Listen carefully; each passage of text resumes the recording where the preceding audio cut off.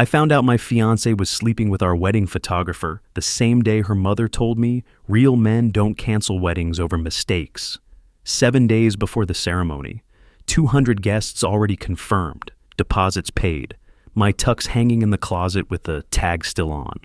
Everything was supposed to be perfect. I'm a marketing director. I sell stories for a living. And ours? It was going to be flawless. I had no idea those photos were practice runs for something else. 3 weeks earlier, I'm sitting in my office reviewing vendor portfolios. James Anderson's wedding photography samples are spread across my desk. Couples laughing in golden light. Intimate glances, hands intertwined. My coworker Dave leans over my shoulder and whistles. Man, these are gorgeous. You're marrying up, Taylor. Olivia Roberts and her family's connections. You're set. I smile because he's right about one thing. James has an eye for capturing intimate moments. What I don't know yet is that he's been practicing those skills off the clock. I flip to a photo of Olivia and me from our engagement shoot. She's wearing that cream-colored dress, the one that photographs like silk. James caught her mid-laugh, head tilted back, my hand on her waist. It's candid, perfect, real. Dave taps the image. That's the money shot right there. Frame that one. Already ordered the print, I tell him. 24 by 36 for the reception entrance. Living the dream, my friend. I close the portfolio and check my calendar. Final payment to James Anderson. Photography today at 4 p.m. Then it's all downhill to the wedding. Easy, controlled, exactly how I like things. James's studio sits in a renovated warehouse downtown. Exposed brick, vintage cameras on shelves, that carefully curated artist's workspace aesthetic. I arrive at 4:15, check in hand. The front desk is empty, so I call out, "James, it's Benjamin Taylor, here for the final walkthrough." His studio assistant, a college kid named Tyler, appears from the back room, looking nervous. "Oh, hey, Mr. Taylor. James is, finishing up a shoot. Can you wait outside? Just for like 10 minutes. "I can wait inside. It's fine." Tyler shifts his weight. He's doing like a private session. Client requested closed set. Something in his tone, apologetic, almost pitying, makes my stomach tighten. But I nod and step back toward the waiting area. That's when I see it. A silver memory card. 64 gigabytes. SanDisk brand. Sitting on the edge of the reception desk, labeled in black Sharpie, OR, private. OR, Olivia Roberts. Tyler's in the back room. I hear muffled voices through the wall. James telling someone the lighting's perfect. My hand moves before my brain catches up. I pocket the memory card. The metal is cold against my palm. "Actually, I'll come back tomorrow," I call out. "Just tell James I'll Venmo the payment." I'm in my car before Tyler can respond. At home, I sit at my desk. The memory card feels heavier than it should. Maybe it's nothing, extra shots from our engagement session, outtakes Olivia wanted to review privately. That makes sense. That's probably it. I plug the card into my laptop. The folder opens. 83 files. The first image loads. Olivia, hotel room. Not ours. She's wearing the black dress I bought her for Valentine's Day. But this isn't Valentine's Day, because Valentine's Day we went to Marcello's and she wore her hair up. In this photo, her hair is down, and James Anderson's hand is on her face and they're kissing. I click to the next image. Same room, different angle. Her dress is on the floor. Next image. I stop clicking. I check the metadata instead. Timestamps, dates, GPS coordinates when available. The first photo, March 14th. 2:47 p.m., March 14th. The day I buried my father. I was at the cemetery choosing which Bible verse to put on the program. She texted me that afternoon. "So sorry, baby. Stuck at bachelorette planning meeting. We'll make dinner when you get home. Love you." I refresh the timestamp. Check the metadata. Pray I'm reading it wrong. I'm not. I click through more files, different hotels, different dates, the Belmont, the Ashford, the Grand Marquis. Some during weekends I thought she was at spa retreats with her bridesmaids. One during the Tuesday I worked late on the Hoffman pitch. She said she was home watching Netflix. I plug in the dates to our shared credit card account. Pull up the statements. There they are. Hotel charges, $387 $412. 356 to 75s, all under her name. All on days she told me she was somewhere else. I count them. 8 hotels, 47 receipts when I include the room service, the parking, the bar charges. Some from the week my father died. Olivia comes home at 7:30. I hear her keys in the door, her cheerful, "Hey babe," from the hallway. She's carrying takeout bags from that Thai place she loves. Got your favorite pad see ew with extra broccoli. I figured we could do a quiet night before the wedding madness, really? She stops. I'm sitting at the kitchen counter. The memory card is on the granite between us. Next to it, 8 hotel receipts, smooth flat, where I'd crumpled them earlier. Benjamin, sit down, Olivia. Her face does something complicated, not surprise, not quite guilt, something practiced. What is that? You tell me. It has your initials on it. She sets down the takeout bags, moves closer, looks at the memory card like it might bite her. Where did you get that? James's studio, left it on the counter. I'm guessing he meant to hide it better. She picks up one of the receipts, the Grand Marquis, the one from March 14th. I watch her eyes move across the date, the amount, the hotel name. Okay, she says slowly. Okay, this looks bad. This looks bad, I repeat. Olivia, I'm holding photos of you in hotel rooms with our wedding photographer. Time-stamped, dated. This doesn't look bad. This is bad. It was a mistake. Which time? Because I count 8 hotels, 47 receipts, 5 months of mistakes. Her jaw tightens. You went through my credit card? You used our joint account. That's a violation of privacy. Privacy? My voice cracks. I'm standing now, not sure when I stood. You're talking to me about privacy? About trust? She's shaking her head.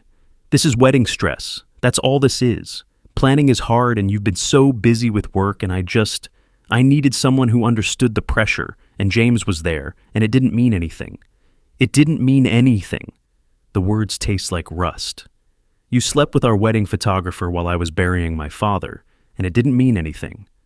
She flinches. That's not fair. Show me what's fair, Olivia. Point to the part of this that's fair. She's crying now. Real tears or performed tears, I can't tell anymore. Benjamin, please. The wedding is in a week. We can get through this. We can get counseling. We can cancel the wedding. What? I said cancel the wedding. Call your bridesmaids. Call the venue. Call James and tell him he's fired. She stares at me, wipes her eyes, pulls out her phone. For 1 second, I think she's actually going to do it. Call the venue. Take responsibility. Prove there's something left worth saving. Instead, she dials a different number. Mom? Her voice shifts, younger, smaller. Can you come over? Benjamin found something and Mom, he's saying he wants to cancel the wedding. My blood freezes. Then Olivia says 4 words that make everything worse. No, I need you here. Margaret Roberts arrives in 37 minutes. I know because I watch the clock, standing at the window, wondering what kind of mother drops everything to defend this. She doesn't knock. She has a key. Gave it to herself 3 months ago, in case of emergencies. She walks into our apartment like she owns it, which, technically, she helped finance, so maybe she thinks she does. Benjamin, her voice is measured, warm even, the voice of a lawyer who's about to win a case she hasn't argued yet. Let's sit down and talk about this like adults. I don't want to sit down. Nevertheless. She gestures to the couch, not asking, commanding. I stay standing. Margaret sighs, removes her coat, drapes it over the armchair. She's wearing her courtroom clothes, tailored blazer, silk blouse, heels that click on our hardwood floor. Everything about her is controlled, intentional. She sees the memory card, the receipts, picks them up, studies them like evidence. I see, she says quietly. Olivia, go to the bedroom, please. Mom, now. Olivia leaves. The door clicks shut. Margaret sets the receipts down, aligns them into a neat stack, takes her time. When she finally looks at me, her expression is almost kind. Benjamin, I understand you're upset. Upset.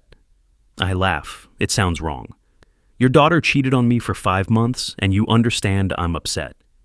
I understand you're hurt. You feel betrayed. Those are valid feelings. Thank you for validating my feelings about being cheated on. She doesn't react to my sarcasm. What I need you to understand is that calling off a wedding 1 week out isn't a decision you make alone. There are financial considerations, social considerations. 200 guests have made arrangements. The Roberts family has a reputation in this city, and canceling now, publicly, will raise questions we're not prepared to answer. I stare at her. Are you serious right now? I'm being realistic. You're being emotional. I have photos of your daughter in bed with another man. I believe you, and I'm sorry that happened. Truly. She pauses. Adjusts the frame of our engagement photo on the shelf, the one Dave told me to print, tilts it slightly toward her. Perspective is everything, Benjamin. Right now you're seeing betrayal. I'm asking you to see it as a mistake, a regrettable, foolish mistake that two adults can work through. She slept with our wedding photographer. She made a poor choice during a stressful time. Wedding planning is a crucible for relationships. Many couples stumble. I'm repeating her words now because I can't find my own. She didn't stumble. She made reservations, 47 times. Margaret's smile doesn't falter. Benjamin, let me be direct. You're not the first man this has happened to. You won't be the last. But you'll be the fool who threw away a Roberts if you walk away over cold feet. Cold feet? That's what people will say. That you got scared, that you couldn't commit. The Roberts family will of course be gracious. Will tell everyone you needed space, that you weren't ready. And every business connection, every social door that opened for you because you were engaged to Olivia, those will close, quietly. But they'll close. She lets that sit, picks up one of the hotel receipts, studies it. Or, she continues, you can be a man, you can forgive. You can marry my daughter next Saturday and we can all move forward. You'll have your career, your life, your future. And this, she gestures at the evidence between us, becomes a private matter we resolve privately. I look at her, really look at her, the way she's standing, the confidence, the certainty. She didn't come here to mediate. She came here to win. You knew, I say quietly. Her expression doesn't change. I beg your pardon? You knew about James, about the hotels. You knew. Benjamin, that's why you're not surprised. Why you have talking points ready. You knew, and you let me keep planning, keep paying deposits, keep thinking I was marrying someone who... What I know, Margaret interrupts, is that marriages survive worse than this. What I know is that love is work, forgiveness is strength, and real men don't cancel weddings over mistakes. She picks up her coat, puts it on, smooths the lapels. Sleep on it, she says. You'll see I'm right. She walks to the bedroom, opens the door, speaks quietly to Olivia. I can't hear the words, but I hear the tone, reassuring, maternal. The door closes again. Margaret walks past me toward the front door. Pauses. One more thing. She pulls a notepad from her purse, flips it open. I glimpse the page, bullet points in her handwriting. One catches my eye. Emphasize his career benefits from Robert's family connection. She wasn't here to mediate. She came here prepared. Margaret looks at me like a client she's about to win over. You're not the first man this has happened to. You won't be the last, but you'll be the fool who threw away a Roberts if you walk. She leaves. I stand there in my apartment, our apartment, holding a memory card that weighs nothing and changes everything. The bedroom door stays closed. 2 hours later, there's a knock at the door. Olivia's been in the bedroom the whole time. I've been sitting on the couch, staring at hotel receipts, trying to figure out how I didn't see this coming. The knock comes again, softer this time. I open the door. Rebecca Mitchell stands in the hallway holding her wedding planning binder. For a second, we just stare at each other. I haven't seen Rebecca in 2 years.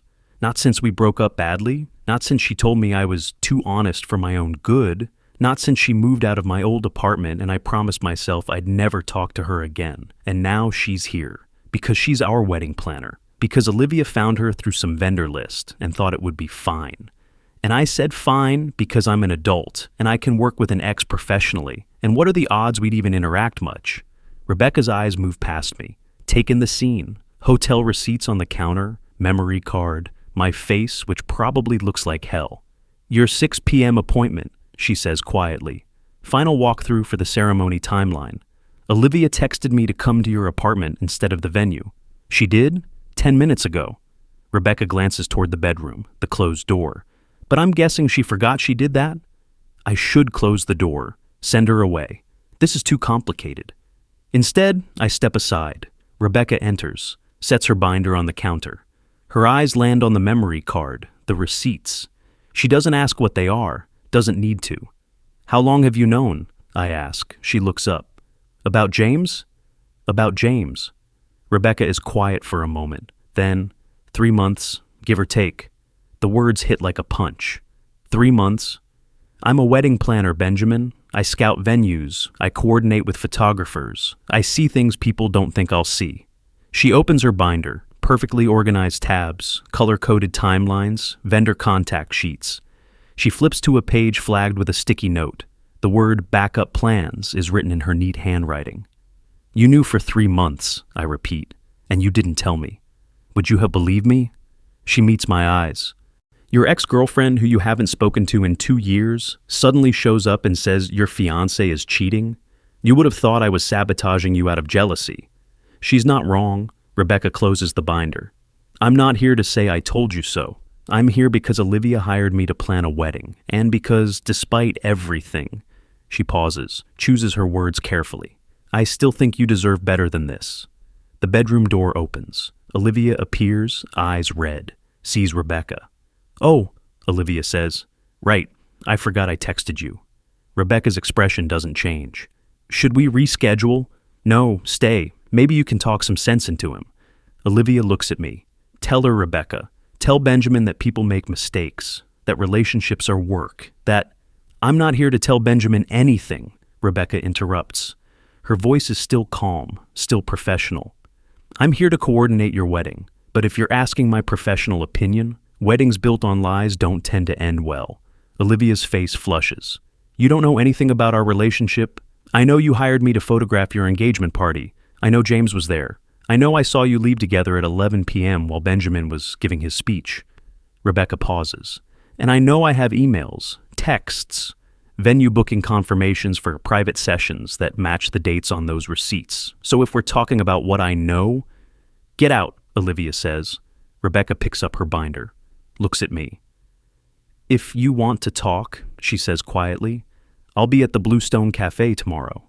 10 a.m., your call. She leaves. Olivia slams the bedroom door. I stand there holding a memory card and wondering if the woman I spent 2 years trying to forget just became the only person who can help me. The woman who once broke my heart by being too honest is offering to help me expose the one breaking it now. The Bluestone Cafe is nearly empty at 10 a.m. on a Tuesday. Rebecca sits in the corner booth, 2 coffees already ordered. She slides one across the table as I sit down. Black, no sugar, she says.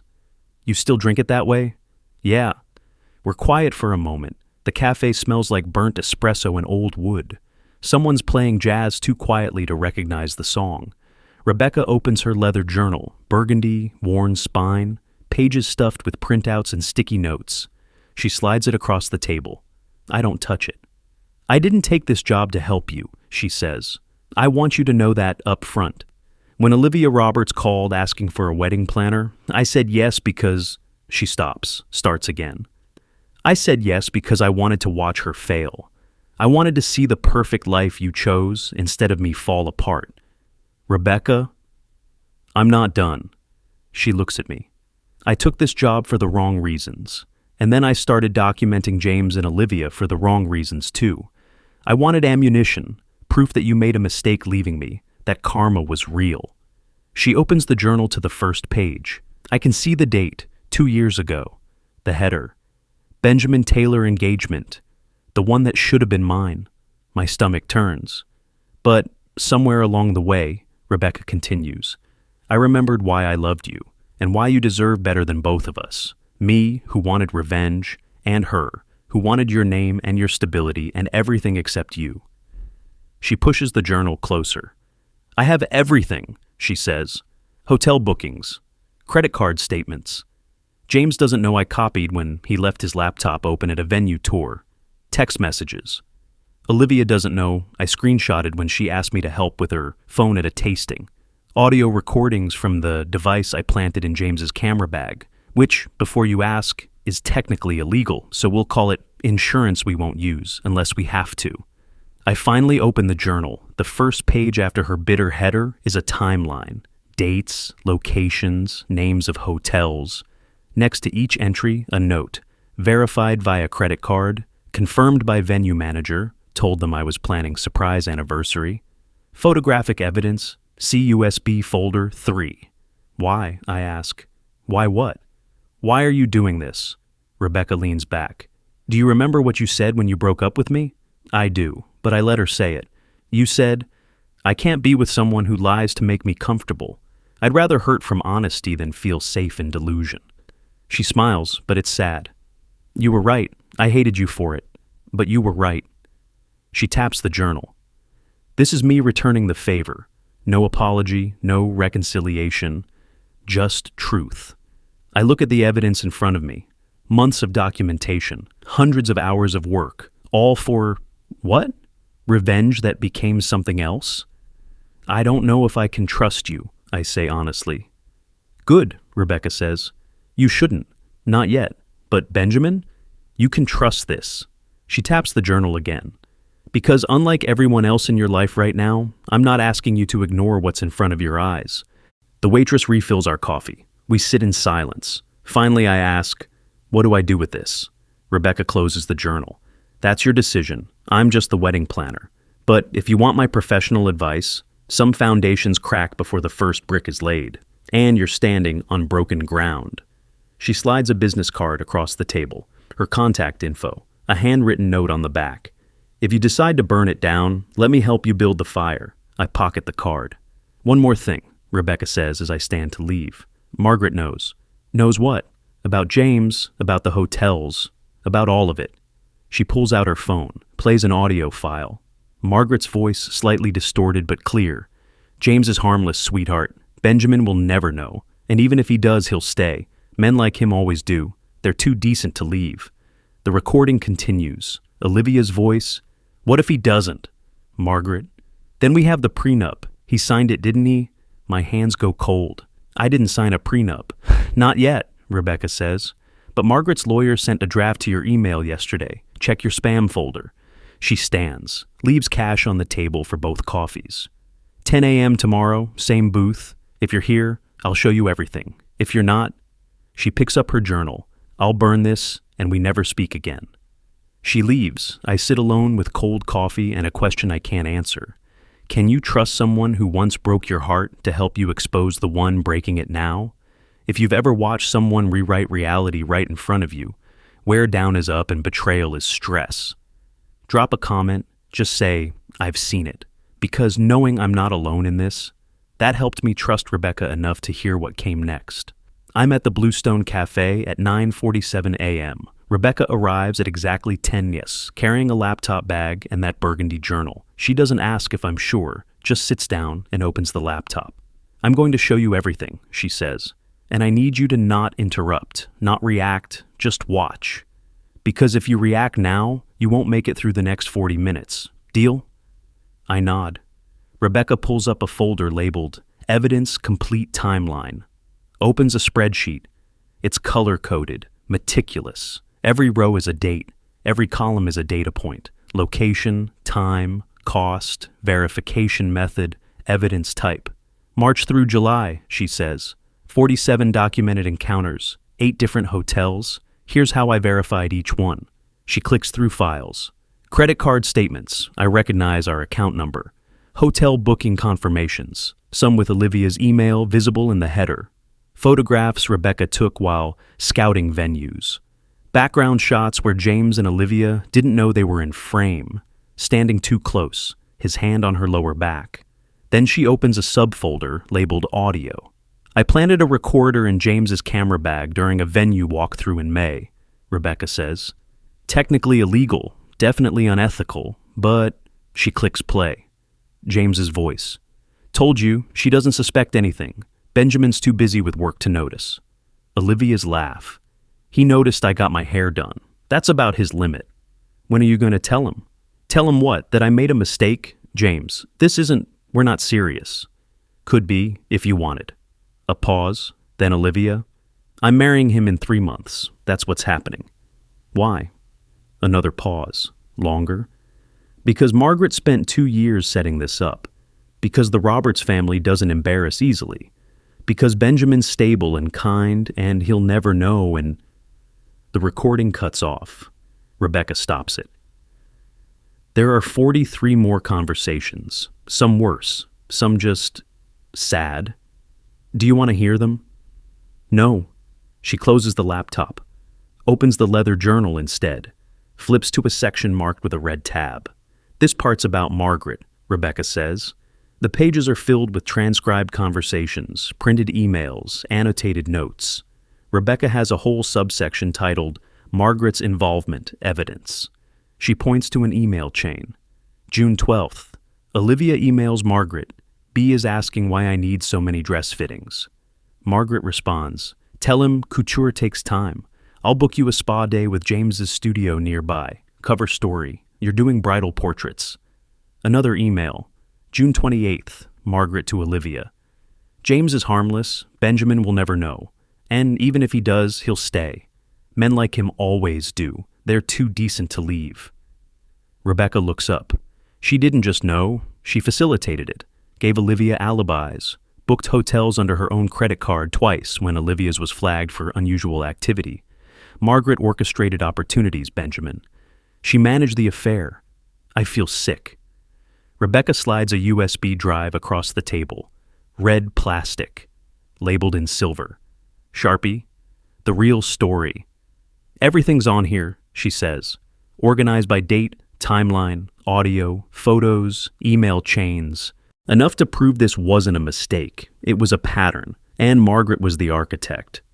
I pick up the USB. It's warm from being in her pocket, heavier than it should be. Why would she do that? I ask.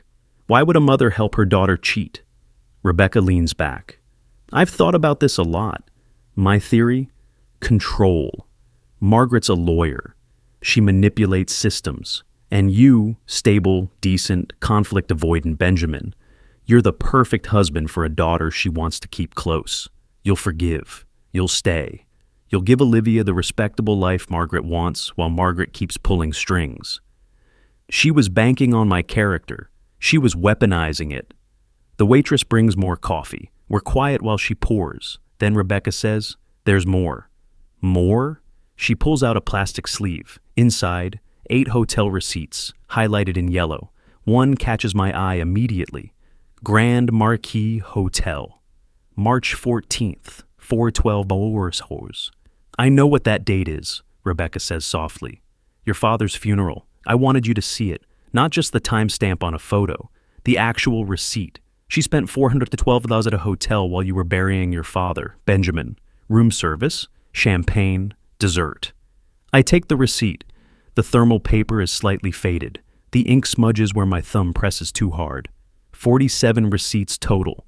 Some from the week I was planning the funeral. Some from the Tuesday I worked 16 hours on the Hoffman pitch. Some from the weekend I thought she was at her college roommate's baby shower. I stopped counting after that. That evening, I drive to James Anderson's house. I don't have a plan. I just need to see him. Need to watch him lie to my face now that I know the truth. The house is in a quiet suburb, Cape Cod style, blue shutters, tiny yard. A child's bike is on the front porch. I remember now. James has a daughter, 6 years old. Someone mentioned it during our initial consultation. I knock. James opens the door. His face does something complicated when he sees me. Surprise, then guilt poorly masked as friendliness. Benjamin, hey man, I wasn't expecting... Did we have an appointment? No, I was in the neighborhood. Thought I'd stop by to discuss the final shot list, if you have a minute. He hesitates, then steps aside. Sure, come in. The house smells like crayons and macaroni and cheese. Children's drawings cover the refrigerator. Stick figures, rainbow houses, dogs with too many legs. Harper's masterpieces, James says, following my gaze. Kid never stops drawing. Coffee? No thanks. We stand in the kitchen. Awkward. James leans against the counter, arms crossed. The confident artist from his studio is gone.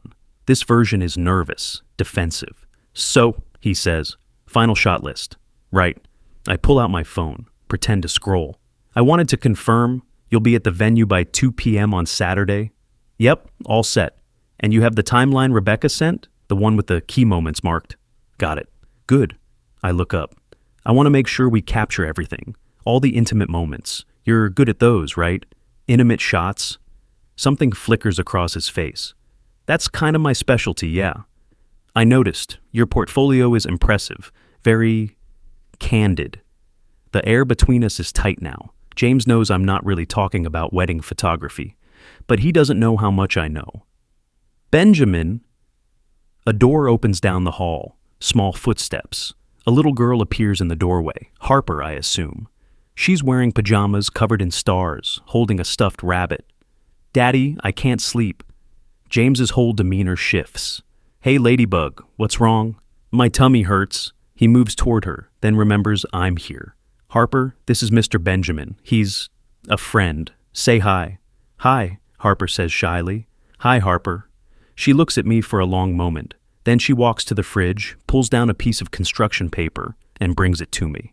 You can have this, she says. I made it last week. I take the drawing. It's in crayon, blue and gray tones, a little waxy to the touch. The title is written in wobbly letters at the top. The Sad Man. The image shows a stick figure, me, I realize, from the suit jacket and tie, standing outside a window. Inside the window, two people are smiling. One is clearly a woman with long hair. The other is a man with a camera around his neck. The figure outside, the sad man, has a blue face, and in the gray sky above him, Harper drew a single raindrop. My throat closes. Harper, honey, Mr. Benjamin doesn't need your drawings. James starts. It's okay, I manage. Thank you, Harper. It's beautiful. She smiles. You can have it. Daddy said you're going away soon anyway. The words hit like a sledgehammer. James's face goes pale. Harper, that's not... I didn't mean... When did you draw this? I ask Harper gently. Last week. You were here talking to Daddy. I was in my room, but I could see you through the door. You looked sad. Last week. I was here last week finalizing the contract. James kept me standing in the hallway for 15 minutes while he found the paperwork. I thought I was alone. I wasn't. Harper saw me, saw my face, drew what she saw, a man standing outside while the people inside smiled, a child who knows something's wrong but doesn't have words for it yet. Thank you, I tell her again. My voice sounds far away. I'll keep this somewhere safe. Daddy, can I have crackers? James is still frozen. Yeah, Ladybug. Go back to your room. I'll bring them.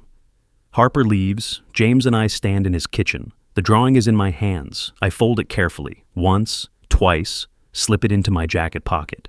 Benjamin, James says. His voice is rough. Listen, I don't know what you think. I interrupt quietly, that your daughter sees more than you think, and I think you should be more careful about what she sees. I walk to the door, turn back. Final shot list looks good, I say. See you Saturday. I leave him standing there. In my car, I unfold Harper's drawing. Look at it again. The sad man. The blue face. The single raindrop. If a child has ever seen the truth about you before the adults in your life did, if you've ever been the sad man or the sad woman in someone's drawing, leave a heart emoji. You don't have to explain. I'll know what it means. That night, I can't sleep. I'm in my apartment. Olivia's at her mother's, which I don't believe anymore, surrounded by wedding planning documents and hotel receipts and a child's drawing that won't stop haunting me. I need air. I need perspective. I open the closet, start pulling down boxes from the top shelf, old tax returns, college textbooks I never sold, and then my father's belongings, the box I've been avoiding since March. I sit on the floor, open it, his watch, his reading glasses, his wallet, still containing his driver's license and a photo of me from graduation. And at the bottom, sealed in a small manila envelope, a letter. My name is on the front in his handwriting. The Parkinson's was bad toward the end. The letters shake and wobble. But it's definitely his. The envelope is yellowed, sealed, dated 2 weeks before he died. I haven't opened it. Couldn't. Wasn't ready. I tear it open now.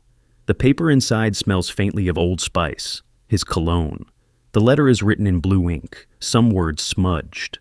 I don't know if the smudges are from his shaking hands or from tears. Maybe both. I read, Ben, if you're reading this, I'm gone. Good. I don't want you to read it while I'm still around to stop you from hearing what I need to say. I lived a lie for 10 years. Your mother and I, we stayed together long after we should have split. Not because we loved each other, because we were scared. Scared of what people would think. Scared of disrupting your life. Scared of being alone. And you know what that decade of staying for the family got us? We lost ourselves. Both of us. I forgot what it felt like to be honest, to live in truth. Your mother forgot too. I don't regret you, son, never. But I regret teaching you, by example, that peace is more important than truth, that comfort is more valuable than integrity. By the time you read this, you'll be engaged or married or starting a family of your own. And here's what I need you to hear. Never live a lie to keep peace. Never stay in something broken because leaving feels hard. Truth costs. God, it costs. But lies cost more. They cost you the only thing you really have, yourself. I was weak. You're not. You've always been braver than me, more honest. Don't lose that trying to be polite. Don't sacrifice yourself on the altar of other people's comfort. If something's wrong, if you know in your gut it's wrong, fix it. End it. Walk away. Whatever it takes. Because the only unforgivable thing is letting someone else's lie become your truth. You're stronger than I was, Benjamin. Prove it. Dad, I read it twice, then a third time. My father, who I thought was weak for staying in a broken marriage, who I resented for teaching me to avoid conflict. He knew he'd failed, and he spent his last coherent days writing me permission to be stronger than he was. I fold the letter, slip it back into the envelope, hold it against my chest. He'd been dead 6 months. But that letter? That was the first time I felt him with me. The next morning I meet with my lawyer friend Tom Wilson. I forwarded him the prenup Margaret's office sent. He's been reviewing it overnight. Tom's office is downtown, glass and steel, corporate law firm energy. He waves me into his conference room, looking exhausted. Tell me this is a joke, he says, sliding a marked-up copy of the prenup across the table. It's not. Benjamin, I've seen bad prenups, unconscionable clauses, gold digger specials. This? He taps the document. This isn't a prenup. This is a hostage negotiation. I pull the document closer. Tom's highlighted several sections in yellow, made notes in the margins in red ink. Start with section 7, Tom says. Termination clauses. I read, if marriage is dissolved within 6 months of ceremony date due to groom's abandonment, refusal to proceed, or unilateral termination, groom agrees to forfeit 60% of all jointly acquired assets and liquid assets acquired during engagement period, plus $500,000 in compensatory damages for emotional distress and reputational harm. Okay, I say slowly, that's steep, but read the definition of abandonment in subsection 7.3. I flip the page. Read, abandonment includes but is not limited to physical departure from marital home, cancellation of wedding ceremony, refusal to participate in marital counseling, cessation of financial support, and... I stop. Reread the next line. Cancellation due to moral objection, discovery of premarital indiscretion, or refusal to proceed with ceremony following revelation of partner conduct. I look up. That means if you find out she cheated and you leave, you're the one who pays. Tom leans forward. She wrote a contract where leaving a cheater makes you the bad guy, where discovering betrayal and having the dignity to walk away costs you $500,000. That's legal? Barely. It'd get torn apart in court, but going to court costs money. Time, public exposure. Margaret knows you won't fight it. She's counting on you swallowing this to avoid the mess. I read through more clauses. Each one is worse.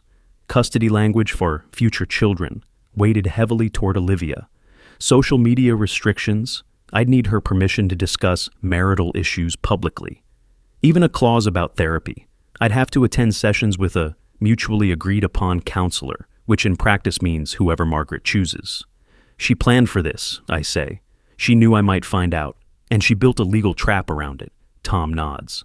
Margaret Roberts was one of the best family law attorneys in the city before she retired. She knows how to write a contract that looks fair on page 1 and destroys you by page 24. I flip back to the signature page. There's a line for my signature, a witness line for Margaret herself. When did she send this? To your email, yesterday at 3 p.m., Right after you talked to Olivia about the memory card, I'm guessing. I sit back. Process this. Margaret didn't just enable the affair, she anticipated me discovering it. Built a prenup to trap me. Sent it the same day I found evidence, ensuring I'd feel cornered, desperate, like I had no choice but to sign and proceed. What do? I ask. Tom pulls the contract back. You don't sign this, and you document everything. Because if this goes public, if you expose the affair and she tries to claim you're in breach of some imaginary agreement, you need proof that you never entered this hostage situation willingly. He reaches into a drawer, pulls out a folder, hands it to me. Counter prenup, he says. Fair terms, equal asset split, no punitive damages, you propose this. When she refuses, and she will refuse, you have evidence that she wasn't interested in fairness. She was interested in control. I take the folder. Inside, a clean prenup. Reasonable, equitable, the kind two adults who trust each other would sign, the kind Olivia will never agree to. That afternoon, I meet Rebecca at the Bluestone again. I'm exhausted, hollowed out. I slide Harper's drawing across the table. James's daughter made this, I say. Rebecca unfolds it carefully, studies it. Her expression softens. Jesus, Benjamin, she saw me last week when I was there finalizing contracts. I thought I was alone in the hallway, but Harper was watching, and she drew what she saw. Rebecca traces the stick figure, the sad man, with her finger. Kids see the truth before we're ready to say it out loud. I'm going to destroy her father's career. I know. And she's going to suffer for it. Rebecca looks up. You're not responsible for James's choices. You're not responsible for who gets hurt when truth comes out. That's on him. Doesn't feel that way. She slides the drawing back. Keep it. Frame it when this is over. Remind yourself why you did what you did. We sit in silence. Finally, Rebecca speaks. I need to tell you something, she says, and you're going to hate it. Go ahead. She opens her burgundy journal, flips to the very first page, the one I glimpsed yesterday. She turns it so I can read it fully. Benjamin Taylor engagement announcement, October 2022, the one that should have been mine. Below that, entries begin. Dated observations, notes about wedding vendors Olivia contacted. Rebecca's decision to respond when Olivia reached out. I didn't take this job to help you, Rebecca says. I took it to watch her fail. I wanted to see the perfect life you chose instead of me fall apart. I wanted front row seats to your mistake. Rebecca, let me finish. Her voice is steady, but there's pain underneath. I spent 6 months documenting their affair, not because I cared about justice, because I wanted ammunition, proof that you were wrong, that karma was real, that I was better than her. She closes the journal. But somewhere in the middle of all that bitterness, I remembered something. I remembered why I loved you, and why we didn't work. Why didn't we work? Because I lied to protect you. You broke up with me because I told you your business idea was great when I actually thought it would fail. I wanted you to feel supported. You wanted honesty, even if it hurt. She's right. That was the fight, the thing I couldn't forgive. Not the lie itself, but the pattern, Rebecca curating reality to keep me comfortable. You told me I was too honest for my own good, I say. I was wrong. You were right. She taps the journal. All this documentation, I started it for revenge, but I'm finishing it for you. Because despite everything, despite the fact that we didn't work and probably never will, you deserve better than someone who lies to keep you comfortable. She slides a USB drive across the table. Different from the first one. This one's black. Audio files, she says. 43 conversations I recorded, some between James and Olivia, some between Olivia and Margaret, some between Margaret and her lawyer drafting that prenup. You recorded Margaret? At the venue. She didn't know I was in the room. Rebecca smiles grimly. Brides and their mothers never think the wedding planner is listening. We're furniture to them, invisible. I take the USB. No apology, no reconciliation, just truth, Rebecca says. That's what I'm giving you now. Use it however you want. Burn it all down or walk away clean. But Benjamin, don't stay in something broken because leaving feels hard. She stands, leaves cash for coffee, pauses. I'm not a hero, she says. Neither are you. We're just two people choosing honesty too late. But late is better than never. She leaves. I sit alone with 2 USB drives, a child's drawing, and my father's letter. 4 pieces of evidence. 4 people telling me the same thing in different ways. Truth costs, but lies cost more. The rehearsal dinner is at Carmine's. Upscale Italian, private room, 50 guests. I arrive in a suit that costs too much and smile at people who think they're celebrating love. Rebecca texted me this morning. USB is ready, 2 versions. You choose which story they see. I'll be at the venue early Saturday, trust me, once. I texted back, once. Now I'm here, playing the devoted fiancé while Margaret holds court at the head table like a queen presiding over her kingdom. Olivia sits beside me. She's been trying all week. Apologies, promises, tears. She doesn't know I've stopped listening, doesn't know I've spent the last 6 days preparing something she can't see coming. You okay? She whispers. Her hand finds mine under the table. I'm fine. I squeeze back. Let her think it means forgiveness. Margaret stands, taps her wine glass. The room quiets. I want to say a few words, she begins. Her voice carries, confident, practiced, maternal. Tomorrow, we celebrate the union of 2 families, 2 people who've found each other despite the chaos of modern life. 2 people who understand that love isn't about perfection, it's about commitment. Guests nod. Someone says, "Hear, hear." Margaret looks at me, smiles.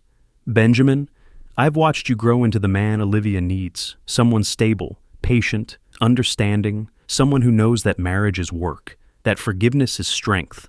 She raises her glass higher. To Benjamin, a man wise enough to know that love means accepting imperfection. A man strong enough to build a future even when the foundation cracks. Everyone raises their glasses. To Benjamin, I smile, raise mine, take a sip, and I think, you have no idea what acceptance looks like.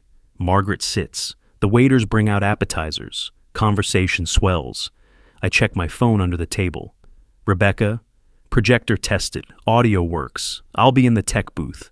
You'll have 90 seconds between I do and when someone tries to stop it. Make them count. Me, thank you. Rebecca, don't thank me, just finish what you started. Friday night, I don't sleep.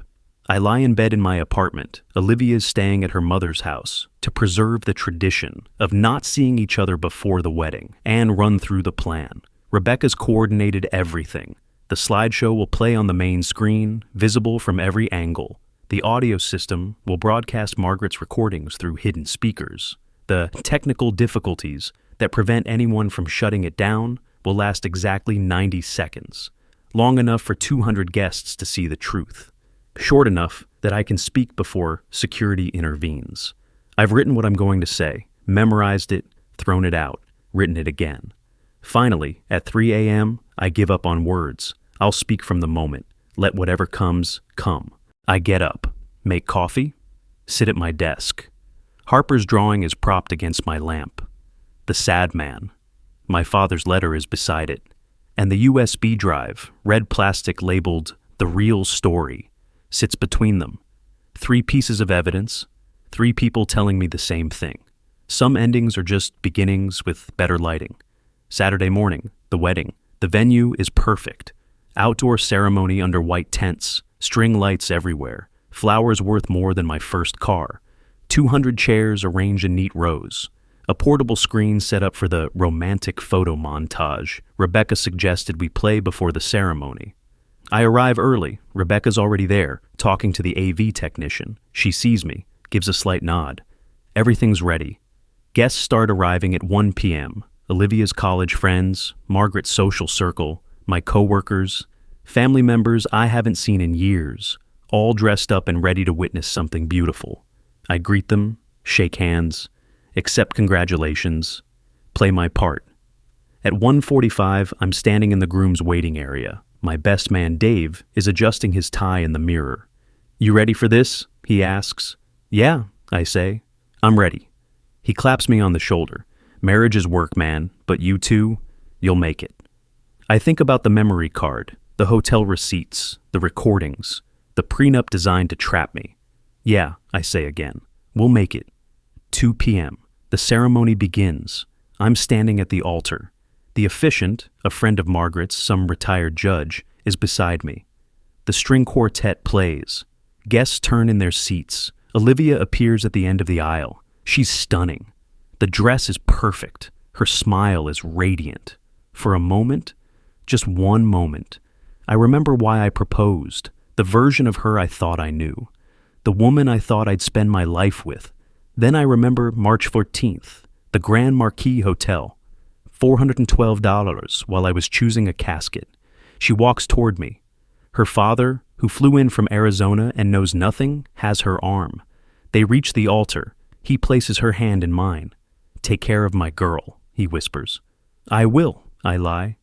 Olivia and I face each other. She's glowing, happy. She thinks she's won, thinks I've forgiven her, thinks Margaret's plan worked. The officiant begins. "Dearly beloved, we are gathered here today." I let the words wash over me.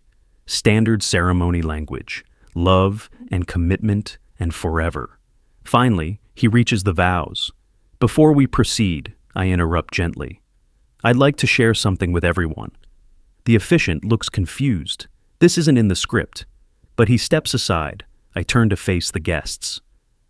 "Thank you all for being here," I say. My voice is steady, calm. "Olivia and I wanted to share our love story with you, the real one, so we prepared a slideshow. Please, everyone, watch the screen." I gesture to the projection screen. Rebecca, hidden in the tech booth, starts the playback. The screen lights up. The first image, Olivia and me at our engagement party, laughing, happy. The caption reads, "October 2022, where it began." Guests smile. Someone says, "Aw." Second image, us at Christmas, under mistletoe. Caption, "December 2022, first holiday together." Third image, Valentine's Day. The restaurant. Caption, "February 2023, date night." The music is soft, romantic, perfect. Then the fourth image loads. Split screen, left side, our engagement photos. James's perfect couple shots. Right side, a hotel room. Olivia and James. Timestamped March 14th, 2023, 2:47 p.m. The music stops. The room goes silent. Fifth image, another split screen. Left, me at my father's funeral. Right, hotel receipt. Grand Marquis, $412. Same date, someone gasps. Sixth image, hotel receipts scrolling. 8 different hotels. 47 line items. Amounts highlighted. Dates highlighted. Margaret stands. "Turn this off. Now." But the projector doesn't turn off. Rebecca's locked out the controls. Seventh image, text messages. Between Olivia and James. Screenshots clear enough to read, Olivia. "He's working late again. Belmont Hotel at 8. James. "See you there." Eighth image, Harper's drawing. The sad man. Projected 30 feet wide. The room erupts, whispers, gasps. Someone says, "Oh my God, that's James Anderson's daughter." Margaret is screaming now. "Shut it down! Someone shut it down!" But the audio kicks in. Margaret's voice, distorted slightly but unmistakable. "James is harmless, sweetheart. Benjamin will never know. And even if he does, he'll stay. Men like him always do. They're too decent to leave." More audio. Olivia's voice. "What if he finds out?" Margaret. "Then we have the prenup. We've thought of everything." The final image loads, the prenuptial agreement, Section 7, Subsection 3. The clause about abandonment, highlighted in yellow. Text overlay appears, a contract designed to ensure you'd stay even after betrayal. The screen goes black. White text appears, "Smile for the camera." Then it cuts to black completely. The entire sequence took 90 seconds. Margaret is at the projector now, yanking cords. The screen stays dark. She whirls on me. You! She can't finish. Her face is purple with rage. I look at her, at Olivia, who's frozen beside me, mascara already running, at 200 guests who came to celebrate love, and instead witnessed a forensic breakdown of betrayal. "You taught me something, Margaret," I say. My voice carries in the stunned silence. "You taught me that real men don't cancel weddings. That commitment means staying. That forgiveness is strength." I pause. So I didn't cancel. I showed up. I got dressed. I stood at this altar. And I finished what we started. I reach into my jacket pocket. Pull out the prenup. The one Margaret's lawyer sent. The one I never signed. This is the contract you wanted me to sign, I say, holding it up. The one where discovering betrayal makes me the bad guy. Where leaving a cheater costs me $500,000. I tear it in half. The sound echoes. I'm not signing it, I continue. I'm not forgiving it. I'm not staying. Because you taught me wrong, Margaret. Real men don't stay in lies. Real men don't accept betrayal. Real men, real people, choose truth even when it costs everything. Margaret lunges forward. You've ruined everything. Her reputation, our family, you. No, I interrupt. I developed it. I took the perfect shots you wanted hidden, and I brought them into the light. You taught me that perspective is everything, Margaret. You said it in my apartment, remember? When you adjusted that picture frame? I turned to face everyone. Perspective is everything, I say. And from where I'm standing, I can finally see clearly. I look at Olivia. She's crying, shaking. I'm sorry, she whispers. Benjamin, I'm so sorry.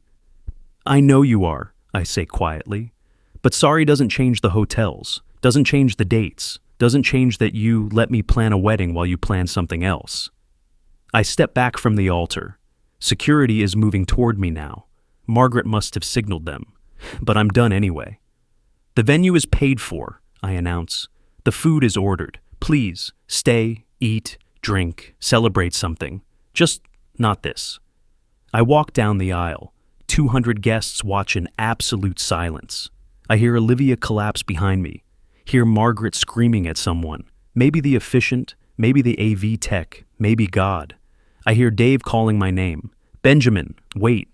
I don't wait. I walk out into sunshine and fresh air and freedom. Rebecca's standing by my car. She's holding her burgundy journal. Our eyes meet. It's done, I say. I know. She hands me the journal. This is yours now. Burn it. Keep it. Whatever you need. What about you? Portland, she says. Moving truck's already loaded. I'm leaving tonight. Rebecca. Don't. She smiles, sad but genuine. We're not a love story, Benjamin. We're a truth story. And truth doesn't always end with reconciliation. Sometimes it just ends with... She gestures at the chaos behind us. Clarity. She gets in her car, pauses before closing the door. For what it's worth, she says, you were right, 2 years ago, when you broke up with me. You were right. She drives away. I stand in the parking lot holding a journal and listening to the muffled chaos from the tent. If you've ever wanted to watch a house of cards collapse in real time, there's no satisfaction in the moment, just exhaustion, just the weight of everything that comes after. 3 days later, James calls. I almost don't answer, but something makes me pick up. Benjamin. His voice is wrecked. Can we talk? No, please. 5 minutes, not to defend myself. There's something you should know. I'm silent. Harper's been asking about you, he says. She wants to know why you didn't get married, why you looked sad, why... Christ, Benjamin? She drew another picture, of you smiling. She wants to give it to you. My throat tightens. I lost 11 clients this week, James continues. Might lose my studio, might lose everything. And I deserve that. I know I deserve that. But Harper doesn't deserve? No, I agree, she doesn't. Silence on the line. What do you want? I ask finally. Nothing. I wanted you to know. What happened between us, what I did, Harper's going to pay for it. She already is. Kids at school heard their parents talking. She's confused, hurt, and I don't know how to protect her from the consequences of what I did. I close my eyes, see that drawing, the sad man, the blue face, the single raindrop. Where does Harper go to school? I ask. Why? Just tell me. He does. Elementary school name? Then, hesitantly, why? Because your daughter sees the world honestly, I say, and I'm going to make sure she can afford to keep doing that. I hang up. A week later, I'm in Tom Wilson's office. He slides paperwork across the desk. You're sure about this? He asks. I'm sure. The paperwork establishes the Harper Anderson Education Fund, $500,000, the exact amount Margaret wanted to extract from me in that prenup, managed by a trustee, restricted to educational expenses, tuition, books, supplies, college, graduate school if she wants it. Harper can't access it until she's 17. James can't touch it. Margaret can't manipulate it. It's for Harper, only Harper. Tom watches me sign. This is a lot of money, Benjamin. It's the right amount. You're giving the daughter of the man who... I'm giving a child who drew the truth when no one else could say it the chance to keep being honest. That's worth more than revenge. Tom slides the paperwork into a folder. I'll file this today. You want me to notify James? I'll tell him myself. I meet James in a coffee shop. Neutral ground. He looks terrible. Circles under his eyes, 3 days of stubble, the kind of exhausted that comes from losing everything. I slide an envelope across the table. Legal documents, trust paperwork, a check made out to the trustee. What is this? James asks. Harper's college fund, $500,000. She can't access it until she's 17. You can't touch it. It's hers. For school. For her future. He opens the envelope, reads. His hands shake. Benjamin, I can't... Why would you... Your daughter gave me a drawing, I say. She saw me when I was sad. She saw the truth before I was ready to admit it. That kind of honesty is rare. I want to make sure she can afford to keep it. James is crying now, trying not to, failing. I destroyed your wedding, he says. I hurt you. Why are you doing this? I'm not doing it for you, I say quietly. I'm doing it for her. She didn't choose her father's mistakes. She shouldn't pay for them. I stand to leave. Tell Harper, I say, that I got her drawing, the sad man. Tell her it helped me see something important. And tell her. I pause. Tell her I'm not sad anymore. And she's a big part of why. I leave him sitting there with $500,000 and more shame than he knows what to do with. 2 months later, I'm at the empty wedding venue. It's a Wednesday afternoon, no event scheduled, just me and a camera, my old hobby, the one I gave up during the relationship, because Olivia said I was always working. I photographed the space, the tent where we were supposed to get married, the altar where I tore apart a prenup instead of saying I do, the screen where truth played for 200 witnesses. I adjust the camera lens, find the right angle, the right light. Perspective is everything. Margaret was right about that. She just didn't know I'd use it against her. My phone buzzes, a text from an unknown number. It's a photo, Harper's drawing, a new one. This time the stick figure, still clearly me, still in a suit and tie, is smiling. There's no window, no people inside, just the figure, standing in sunshine, holding a camera. The title, in Harper's wobbly handwriting, The Happy Man Who Takes Pictures. Below the image, a text from James. She wanted you to have this, said the first one helped you, hopes this one does too. I save the photo, look at it for a long time. Then I drive to a frame shop, order 2 frames, cedar wood, museum glass. At home, I print Harper's new drawing, frame it, hang it on my wall. Next to it, my father's letter, the sad man and the happy man, the permission to fight and the proof that I did. I step back, adjust both frames until they're level. Perfect. Perspective is everything. And for the first time in years, mine is clear. 6 months pass. Margaret's social circle quietly distances itself. The recordings, men like him always stay, became the kind of gossip that ruins country club memberships. Olivia's influencer career collapses. Brands drop her. Authenticity concerns, they call it. Her last post, a non-apology about personal growth and learning from mistakes. Comments are turned off. James sells his studio, moves to the suburbs. Last I heard, he's doing real estate photography. The wedding booking stopped. Rebecca sends me a postcard from Portland. Found a life that doesn't need revenge. Turns out freedom's just forgiveness without the relationship attached. Hope you're finding yours. R. I frame that too. As for me, I'm doing something I should have done years ago.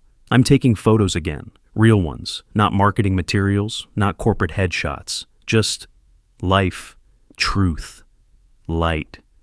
I photograph empty spaces and full ones, moments people think aren't worth capturing, the in-between. One Tuesday I get a message from an email I don't recognize. Subject, Harper Anderson Education Fund, first withdrawal. It's from the trustee. Harper's 17 now. She's enrolled in dual credit college courses at the community college. Wants to study child psychology. The trust has released funds for tuition and books. Attached, a note from Harper. Mr. Benjamin, I don't remember much about when I drew you the first picture. I was 6, but my dad kept it, and he showed it to me when I turned 13. He told me what happened, what he did, what you did. I'm using the money you gave me to study psychology because I want to help kids like me. Kids who see things they don't have words for yet. Kids who draw what they feel because they can't say it. Thank you for seeing me when I was small. Thank you for making sure I could grow up. I drew you another picture. I'm not as good with crayons anymore, but I tried. It's attached. Harper. I opened the attachment. It's not a drawing this time. It's a digital painting. Sophisticated. Skilled. It shows 2 figures. One is labeled Then. The sad man from her original drawing, blue and gray. The other is labeled Now. The happy man, in color, holding a camera. Between them, a single line of text in her handwriting. Some people help you see yourself. Thank you for helping me see the world. I print it, frame it, hang it with the others. 3 images now. My father's letter, Harper's original drawing, Harper's new painting. Past, pain, growth. I photographed the wall, post it without caption. Don't explain. The comments fill with stories. People who chose truth over comfort. People who walked away from lies. People who found family in unexpected places. If you've ever had to choose between comfortable lies and painful truth, if found family saved you when blood family failed, leave a comment. Tell me your story. 1 sentence, 1 moment. The comment section is yours. I read every one. A year after the wedding that wasn't, I'm at a coffee shop. Different one.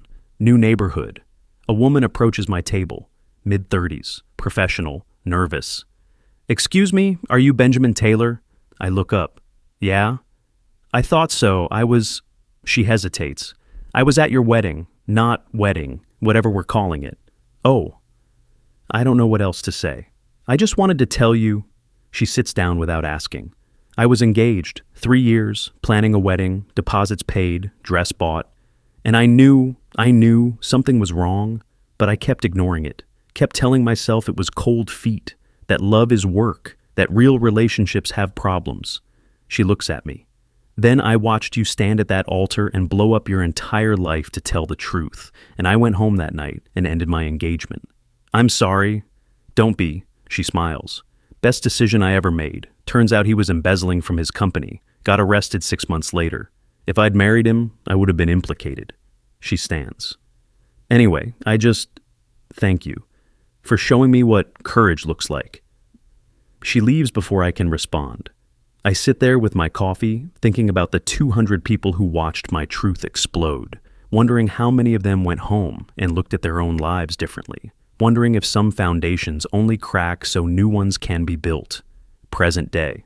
I'm in my apartment, new one, different part of the city, photographing for a client.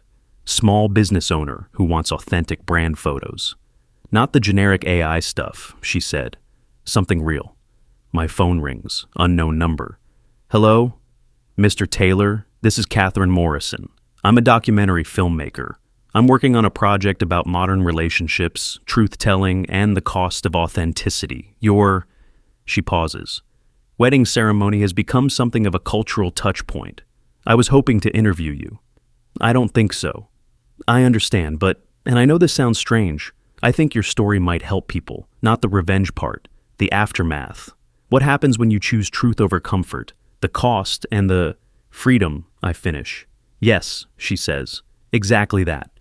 I think about Harper's painting, my father's letter, Rebecca's journal that I did eventually burn, watching the pages curl and blacken and release both of us. I think about the woman in the coffee shop, the comments on my photo, the quiet messages from strangers who said, I left, or I stayed but we fixed it, or I'm still deciding. Okay, I say, let's talk. The interview happens 3 weeks later. Catherine's professional, small crew, intimate setting, good questions. Do you regret it? She asks. The way you exposed them, the public humiliation. I think about this, really think. I regret the pain it caused people who didn't deserve it, I say. Harper, Olivia's father. Guests who came to celebrate love and saw something else. But I don't regret the truth, and I don't regret refusing to live a lie just because the truth was inconvenient. What would you say to someone in a similar situation? I look at the camera, think about who might be watching. I'd say, truth costs. It costs relationships, costs money, costs comfort, costs the version of yourself that keeps peace by swallowing pain. I pause. But lies cost more. They cost you the only thing you really have, yourself. Catherine nods. Your father wrote something similar in his letter. He did, and he was right. One last question, she says. The Harper Anderson Education Fund, $500,000. Why? I think about that drawing, the sad man, the blue face. Because a child saw the truth when every adult in the room was lying. Because she drew me honestly when I couldn't be honest with myself. Because she deserved to grow up in a world where seeing clearly is rewarded, not punished. I lean forward. And because revenge isn't always loud. Sometimes it's a check with a child's name on it. Sometimes it's making sure the next generation can afford to be honest in ways we couldn't. Catherine smiles. That's beautiful. It's true, I correct. There's a difference. The documentary airs 4 months later. I watch it alone in my apartment, surrounded by photographs I've taken. Real moments, honest light, nothing staged. The final scene is me at the original venue, photographing the empty space. My voiceover. Margaret Roberts taught me that perspective is everything. She thought she was teaching me to see things her way, to accept lies, to prioritize appearances, to stay comfortable. But she was right about perspective, just not the way she meant. Perspective is everything. It's the difference between seeing betrayal as something you have to forgive and seeing it as information you're allowed to use. It's the difference between staying in something broken, because leaving feels hard, and leaving because staying would break you. It's the difference between the sad man standing outside the window and the happy man holding the camera. Perspective is everything. And for the first time in years, maybe the first time in my life, mine is clear. The credits roll over a final image. My wall of frames, Father's letter, Harper's drawings, Rebecca's postcard, past, pain, growth, freedom. My phone explodes with notifications. The documentary is trending. People sharing their stories, their truths, their moments of choosing themselves. I don't read them all. Don't need to. I already know what they say. Because we all know, don't we? We all know what it costs to tell the truth. And we all know, some of us just haven't admitted it yet, that living a lie costs more. 2 years after the wedding that wasn't, I receive an invitation in the mail. It's from Harper, high school graduation. She's valedictorian. The invitation includes a note. You helped me afford education. But more than that, you taught me that seeing the truth and telling it are both acts of courage. I'm going to spend my life helping kids do both. I hope you'll come. I'm giving a speech. I think you'll like it. Also, I finally finished your portrait, the real one. I'll give it to you after the ceremony. Harper, I go. The graduation is outdoors, sunny. Harper's speech is about honesty, perception, and the difference between seeing and truly looking. Afterwards, she finds me in the crowd. She's grown up, 17 going on 30, the way smart kids do when they've seen too much too young. She hands me a canvas, wrapped in brown paper. Open it later, she says. Not here. We take a photo together. Harper in her cap and gown, me in the suit I wore to her father's coffee shop 2 years ago. She posts it with a caption I don't see until later. The man who taught me that protecting someone's honesty is the best investment you can make. Thank you, Mr. Taylor, for everything. At home, I unwrap the canvas. It's a painting, oil on canvas, professional quality. It shows 3 versions of the same figure. Left, the sad man. Blue, outside the window, small. Center, the breaking man. Mid-motion, tearing something in half. Color starting to bleed in. Right, the happy man. Full color, holding a camera, surrounded by light. At the bottom, Harper's signature, and below that, a quote. Perspective is everything. Thank you for helping me see. I hang it above my desk, and I take a photo of it, my wall now, complete.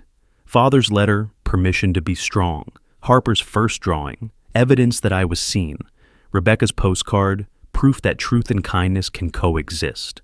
Harper's final painting, the journey from pain to clarity. I post the photo.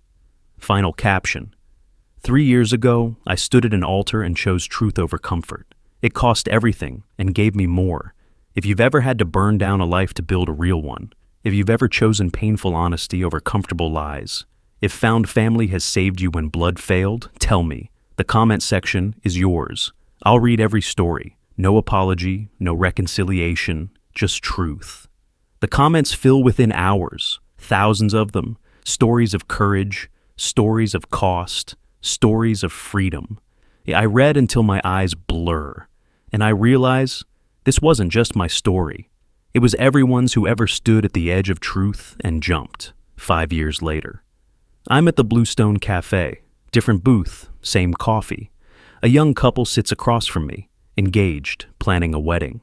They found me through the documentary, through Harper's Instagram post, through one of the 100 articles written about the wedding that exposed everything. "We want to hire you," the woman says, "to photograph our wedding." "I don't do weddings anymore," I say gently. "We know, but we want you there anyway, not as the photographer, as..." She looks at her fiancé. "As a witness, someone who'll tell us if we're making a mistake, someone who sees clearly." I study them, young, in love, terrified. "You don't need me," I say. "You need to be honest with each other, every day, even when it hurts, especially when it hurts." "But what if we're wrong?" the man asks. "What if we marry each other and it falls apart?" "Then it falls apart honestly," I say, "and you'll survive that, but you won't survive building a marriage on comfortable lies." I slide my card across the table. "If you need someone to talk to before the wedding, if either of you has doubts, call me. I'll tell you the truth, even if it's not what you want to hear." They take the card. I don't know if they'll call, don't know if they'll make it, but I know they'll make their choice with their eyes open. And that's all anyone can ask. Present day, final scene. I'm at the original venue, Wednesday afternoon, 10 years after the wedding. That wasn't. The space has been renovated. New owners, they don't know its history. I photograph it anyway. One last time, empty chairs, string lights, the altar where I tore a prenup in half and chose myself. I adjust the camera lens, find the perfect angle. Perspective is everything, and mine, finally, completely, irrevocably, is clear. I take the shot. Then I pack up my camera and drive home to an apartment filled with photographs of truth, a wall of frames that tell a story of pain becoming power, and a life built on one simple principle. Never stay in a lie to keep the peace. Never sacrifice yourself on the altar of someone else's comfort. Never let anyone tell you that seeing clearly is cruel when blindness is what they're selling. Truth costs, but lies cost more. And I'll take truth, painful, expensive, devastating truth, over comfortable lies every single time. Because 10 years ago, I stood at an altar and chose myself, and I've been free ever since.